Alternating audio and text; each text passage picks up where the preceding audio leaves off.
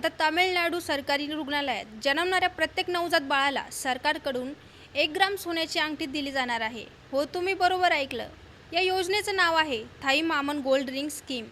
तामिळनाडूचे मुख्यमंत्री श्री जोसेफ विजय यांच्या सरकारने या योजनेची घोषणा केली आहे. तामिळ संस्कृतीनुसार बाळ जन्माला आल्यानंतर आईच्या भावाकडून म्हणजेच मामाकडून बाळाला सोन्याची भेट देण्याची परंपरा आहे. आता हीच मामाची भूमिका सरकार निभावणार आहे.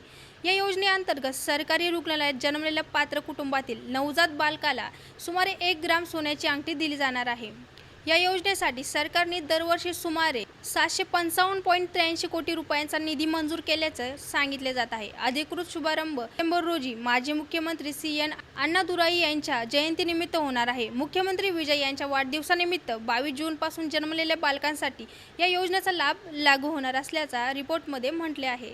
आता प्रश्न असा आहे, महाराष्ट्रात ही अशी योजना सुरू व्हायला हवी का? तुमचं मत कमेंटमध्ये नक्की कळवा व अशाच अपडेट्ससाठी चॅनलला फॉलो करून घ्या.